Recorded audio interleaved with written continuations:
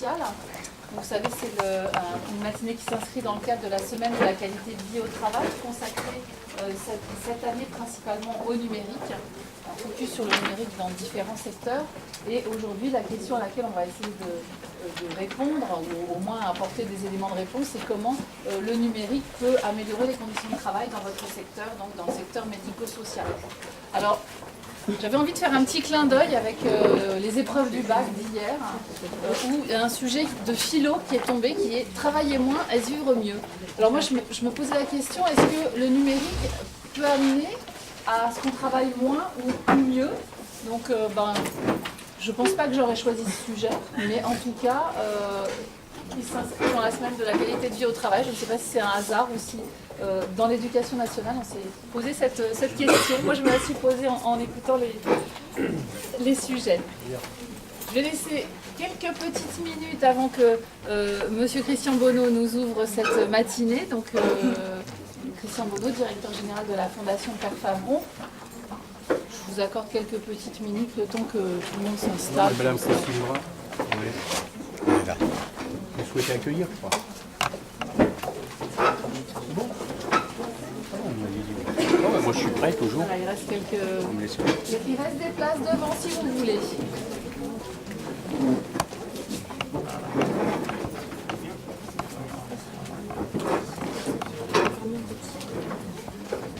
Voilà, il reste quelques places devant qui sont à votre disposition.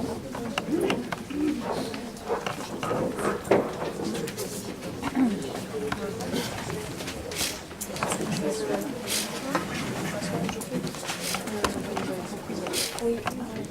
Oui.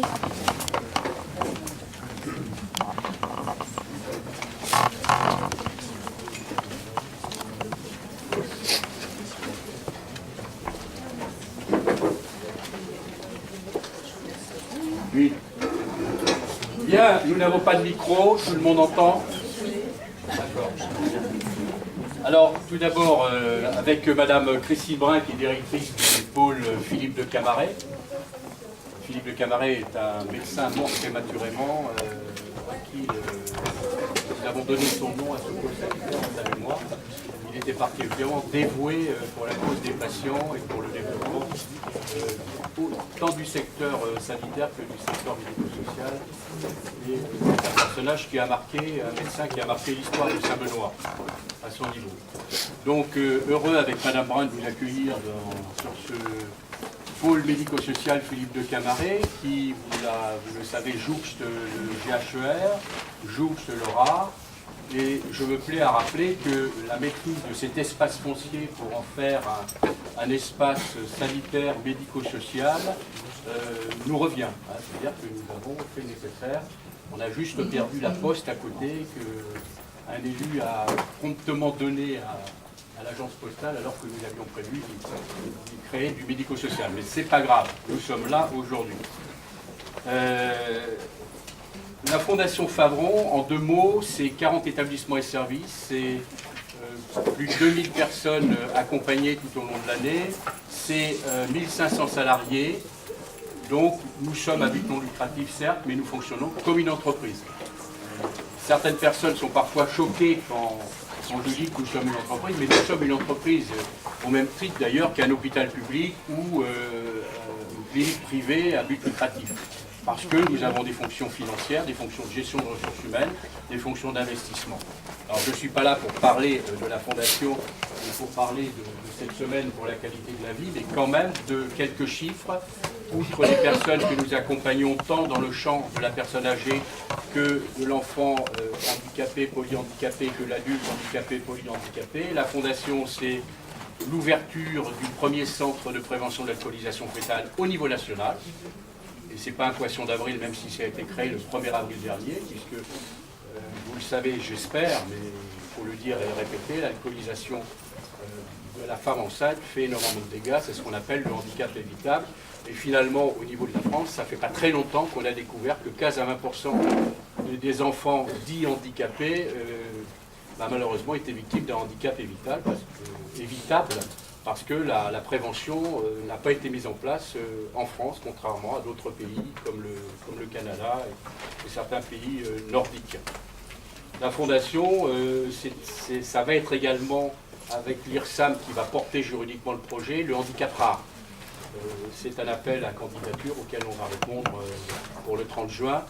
Donc nous nous efforçons, de par notre place dans ce département, avec nos partenaires associatifs, qui sont le Vavasseur, l'ADAPI, la LEFPA, de travailler tous, l'ASFA, enfin les 18 associations présentes dans le département, de travailler en symbiose. Et nous nous réunissons régulièrement et nous partageons aussi nos projets. Demain, on est jeudi, demain vendredi, nous allons évoquer l'acquisition groupée avec le soutien de l'assurance maladie d'un matériel particulièrement simple et particulièrement efficace pour relever les résidents tombés à terre quand on est tout seul, sans avoir à faire d'efforts physiques. Vous voyez, donc ça c'est une idée qu'on a, enfin, un matériel qu'on a ramené du dernier salon de la santé, Hôpital Expo avant, et maintenant ça a été anglicisé, mais c'est pas grave. Mais au lieu de garder cet équipement pour nous, nous allons le partager avec nos collègues des autres associations, parce que c'est l'intérêt de l'ensemble des personnels du secteur, et je pense que ce matériel va beaucoup rendre service et éviter les troubles musculo-squelettiques. Voilà, donc j'arrêterai de parler de la Fondation Père Favron maintenant. Le thème d'aujourd'hui est un thème qui est fortement d'actualité à la Fondation, qui personnellement me tient à cœur depuis, ça doit faire 44 ans que j'exerce des fonctions dans le secteur sanitaire et dans le secteur médico-social. Et je me rappelle que dans les années 70, avoir été dans l'équipe à Paris avec l'ANAT, M. Laporte, qui a mis au point le premier diaporama sur l'hygiène de posture, parce que j'étais à l'époque dans les hôpitaux de Paris, et la problématique des arrêts de maladie liés aux troubles musculo-squelettiques était déjà très prégnante. Et on avait à l'époque, ça je le dis et je le redirai jusqu'à ce qu'on me coupe les sifflets, à l'époque c'était M. Pompidou qui était président de la République, vous voyez que ça remonte. On avait déposé un rapport avec le professeur Christian Debras sur la nécessité d'introduire à l'école maternelle, à l'école primaire, l'éducation en hygiène de posture, parce que parmi vous, il y a des professionnels, ou majoritairement d'ailleurs, vous avez pour la plupart connu des stages en manutention, en hygiène de posture, qui sont faits régulièrement dans l'établissement.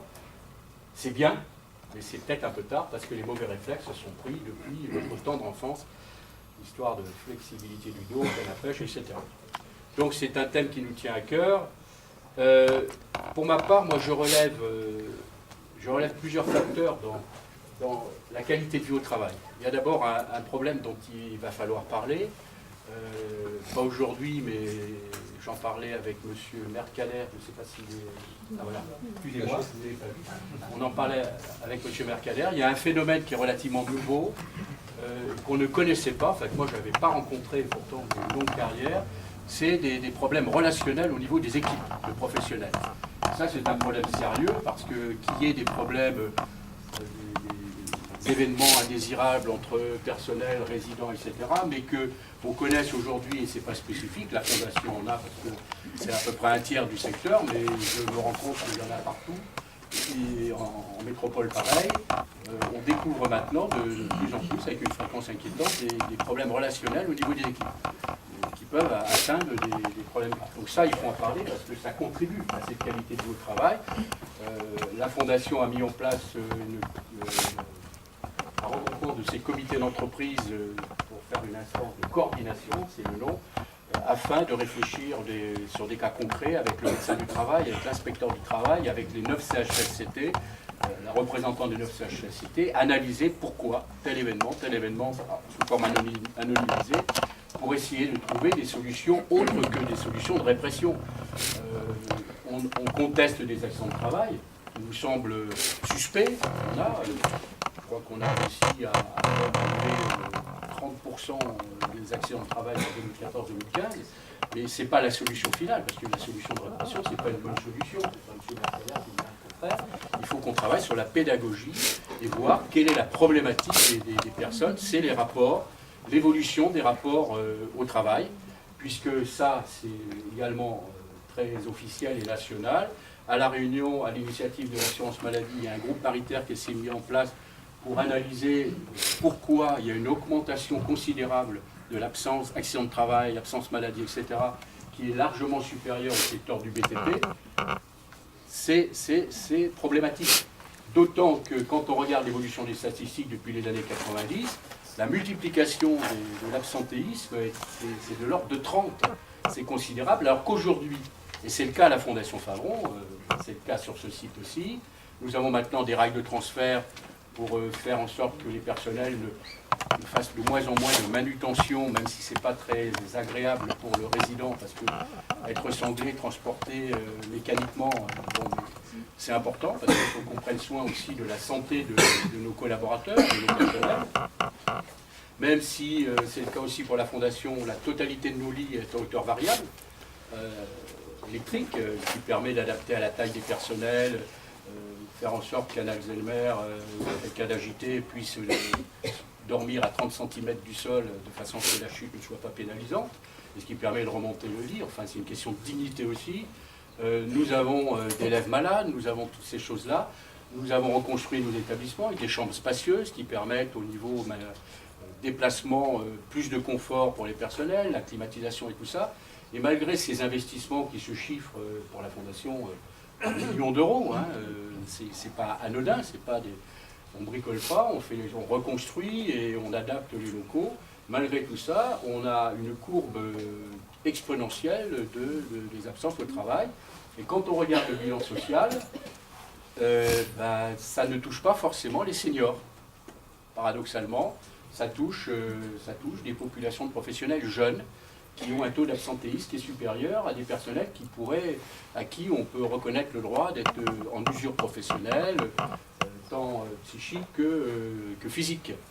Donc là, il y a des vraies questions à se poser, il va falloir se les poser. Nous allons nous les poser d'une façon paritaire avec les organisations syndicales pour réfléchir intelligemment et ne pas avoir que des outils.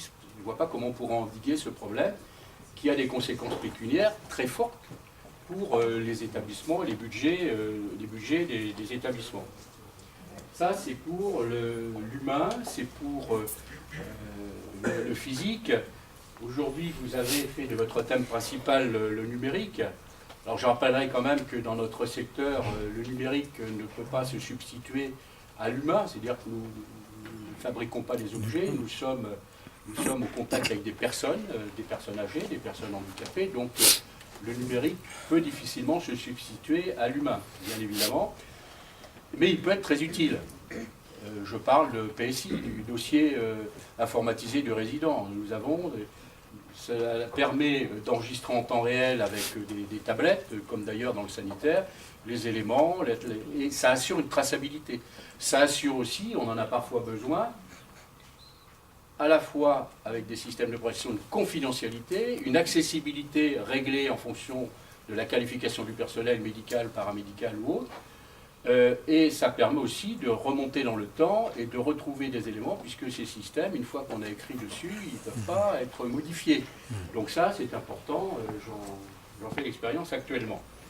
Donc ça, c'est intéressant, ça fait gagner du temps, ça supprime ce papier. Au niveau de nos collaborateurs administratifs, parce que nos entreprises sont également constituées d'ouvriers, de cuisiniers, et de comptables, de personnel administratif, il est évident que, par exemple, à la Fondation, en facturation, 20 000 factures par an, nous sommes en zéro papier. C'est-à-dire que les factures entre Madame Brun à Saint-Benoît et le siège qui va régler la facture se fait totalement par voie électronique, y compris la validation de la facturation par les cadres de l'ADG, et le contrôle également. Ça nous permet aussi de faire des moulinettes pour chercher la fréquence des achats, etc. Je ne vais pas m'étendre là-dessus. Donc effectivement, le numérique, il est déjà en vigueur, ça permet aussi la sécurisation du site, ça permet aussi beaucoup de choses. Dans la gestion des ressources humaines, qui est quand même à nos yeux très important, ça permet également d'avoir des tableaux de service beaucoup plus faciles à élaborer. On est sorti du crayon de papier et de la gomme qui prenait un temps fou à notre encadrement de proximité. On est maintenant sur des logiciels qui ne peuvent pas se tromper, sauf si ceux qui nourrissent les informations se trompent. Donc ça aussi c'est important. Là actuellement, la Fondation, nous en avons déployé 20, des bornes informatiques, comme à la sécurité sociale. où n'importe quel personnel, sur un écran disponible dans un espace de circulation, peut consulter les procès-verbaux des comités d'établissement, le registre des DP, délégués du personnel, son planning, son solde de RTT s'il en a, etc., etc. Donc là aussi, il y a des gains avec le numérique. Le numérique, c'est aussi pour le personnel, je pense au Centre d'action médico-sociale précoce, mais je pense aussi au CESAD, où on intervient à domicile. La tablette, c'est quand même beaucoup plus pratique que le papier. Ça permet aussi aux personnes handicapées de pouvoir utiliser ce matériel qui est facile à déplacer, peu encombrant, etc. Je regarde ma collègue là, c'est dans la prise en charge. Nous avons ici une expérience qui a été transmise au niveau national, j'espère que ça a été fait, où des paraplégiques peuvent, grâce à une tablette, grâce à un équipement particulier, retrouver une voie de communication, alors qu'ils n'en avaient pas. Quand on a 1 cm de mobilité sur la tête et qu'on ne peut plus parler, on ne peut plus rien faire, grâce à une tablette, on peut réguler ses visites, on peut dire si on a envie de voir sa famille ou pas, ou le soignant ou pas, on peut également allumer la télévision, on peut faire tout un tas de choses. Donc effectivement, le numérique aussi, au niveau de l'accompagnement, même si l'humain restera toujours, enfin, j'espère, parce qu'on parle aussi des robots. Moi-même, je travaille sur un projet d'exosquelette pour la manutention des résidents. L'exosquelette existe depuis des années, mais les histoires de pronation, de supination, ça serait quand même, à mon avis, mieux que les règles de transfert, parce que ça fait un peu industriel, les règles de transfert. Alors que l'exosquelette protégerait à la fois nos personnels au niveau des TMS et aurait quand même un contact humain. Donc voilà, vous voyez que ça bouge beaucoup. Ce que je dis, et que ce soit pour tous mes collègues des autres associations ici, la Réunion n'a pas à rougir. Nous sommes très en avance sur beaucoup de domaines. Le retard accumulé fait qu'on n'est pas obligé de retransposer l'existant, mais plutôt de profiter des nouvelles constructions, de profiter des nouvelles organisations pour créer l'innovation.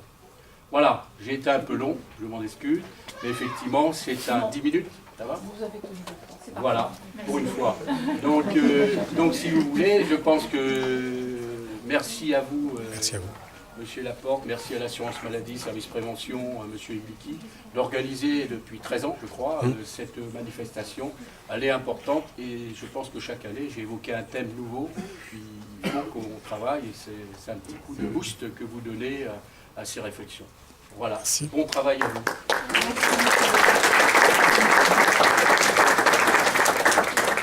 Je retiendrai en dernier terme l'innovation, puisqu'il va en être largement question ce matin.